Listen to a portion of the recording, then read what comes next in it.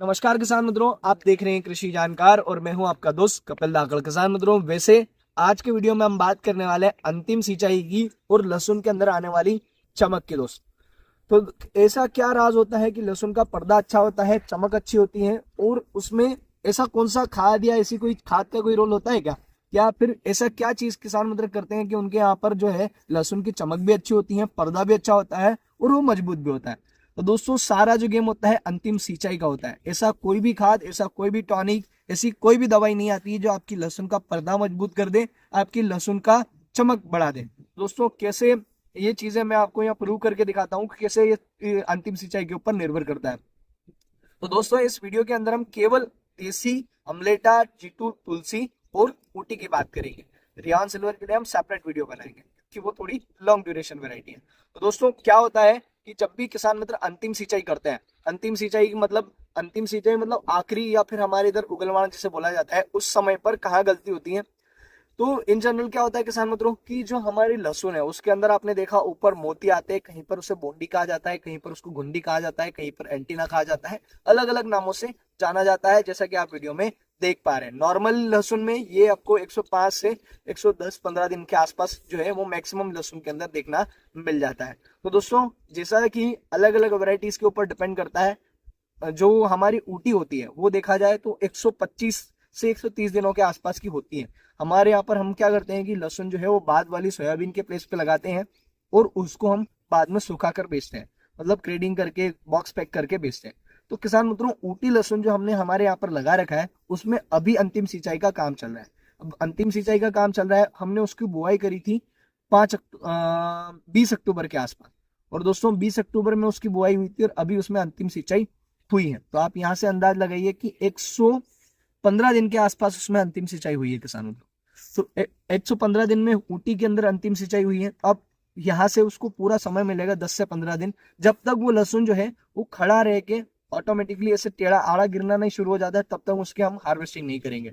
तो किसान मित्र क्या करते हैं कि सबसे पहले एक तो अंतिम सिंचाई में ध्यान नहीं देते हैं। अगर बहुत ज्यादा अर्ली दे देते हैं तो लहसुन पूरी पूरी तरीके से पक नहीं पाता, उसके पानी की जरूरत जो होती है वो पूरी नहीं हो पाती। तो वो पूरी नहीं हो पाती तो उसमें क्या समस्या होती है कि जो लहसुन जो है वो समय से उसको पानी नहीं मिलता, तो प्रॉपर तरीके से कलियां नहीं बनती हैं और वो जैसा शेप उसको चाहिए वैसा शेप नहीं बन पाता। कुछ किसान मित्र ये क्या करते हैं कि लेट लगाते हैं, मतलब अभी हमें लगानी चाहिए, हम आज से 5-7 दिन बाद, 8 दिन बाद लगा दें।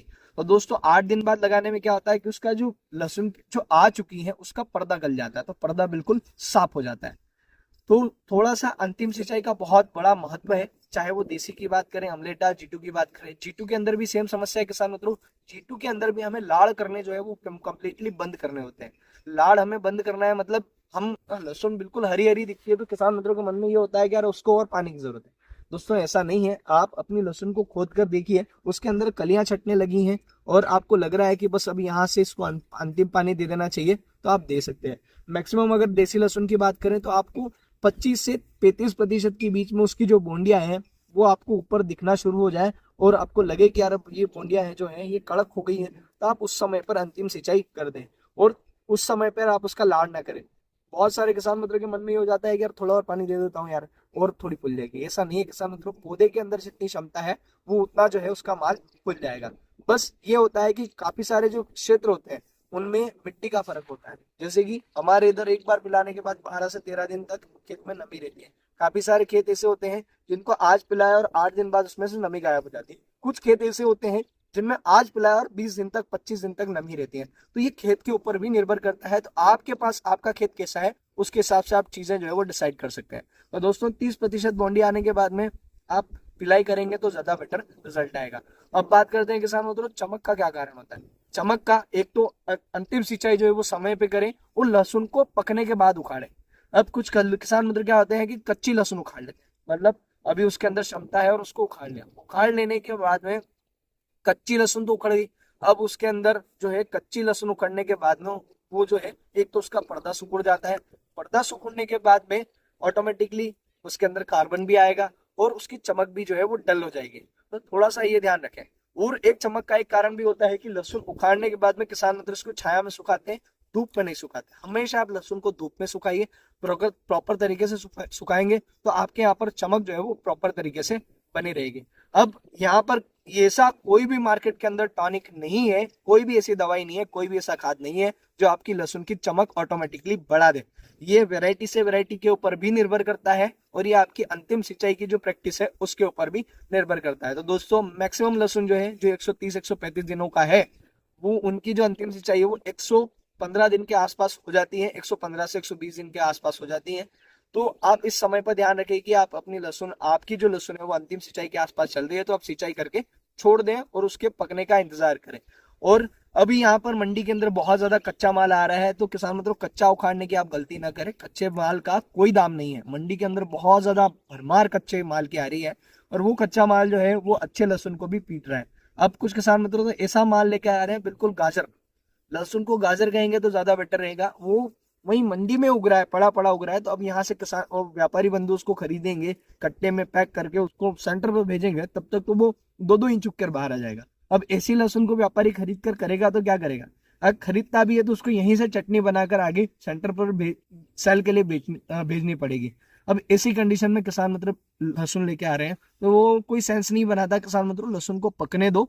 आपका वजन भी शॉर्ट हो रहा है, वजन कितना शॉर्ट हो रहा है वो तो आप स्वयं समझते हैं, कितना वजन शॉर्ट हो रहा है। अभी जो मार्केट के अंदर मैंने कुछ किसान मित्रों को देखा, वो बोल रहे हैं उत्पादन कम आ रहा है। हाँ किसान मित्रों, बिल्कुल उत्पादन कम आ रहा है, उत्पादन बहुत ज्यादा कम आ रहा है, 12-12, 13-13 क्विंटल ही उत्पादन आ रहा है। अगर ऐसी कंडीशन रही तो हमने जो सोचा है उतना उत्पादन नहीं आएगा इस वर्ष, क्योंकि मौसम प्रॉपर तरीके से नहीं था, क्वालिटी नहीं बनी है, उतना उत्पादन नहीं आएगा तो क्या समस्या होगी? वापस से बाजार के अंदर शॉर्टेज रहेगी। तो इतनी ज्यादा जल्दी ना करें। ये तो हमने 30,000 के भाव जो है इस वर्ष देख लिए, नहीं तो पिछले वर्ष आप मनीष भैया का वीडियो उठा के देखना 14 फरवरी 2023 का, उसमें किसान मतलब धड़ल्ले से 5,000, 6,000 या 8,000, 9,000 में लहसुन बेच रहे थे और खुशी से बेच रहे थे। तो 30,000 के भाव देखकर किसान मतलब जो है अभी लहसुन के दाम को 30,000 समझने लगा है। दोस्तों ऐसा नहीं है, आप अपने मन को समझाओ कि डिमांड और सप्लाई का गेम है। अभी मार्केट के अंदर बहुत ज्यादा सप्लाई है। अभी जो डिमांड, ऐसा नहीं है डिमांड नहीं है, डिमांड है बट सप्लाई भी तो ज्यादा है, तो थोड़ा सा कोरिलेशन जो है वो थोड़ा सा डगमगाया है। अगर सप्लाई कम रहती, डिमांड ज्यादा रहती तो बाजार वापस से प्लस रहता है। तो दोस्तों अंतिम सिंचाई के लिए थोड़ा सा ध्यान रखिएगा। आज के वीडियो में इतना ही, मिलते हैं नेक्स्ट वीडियो में, तब तक के लिए जय जवान जय किसान, धन्यवाद।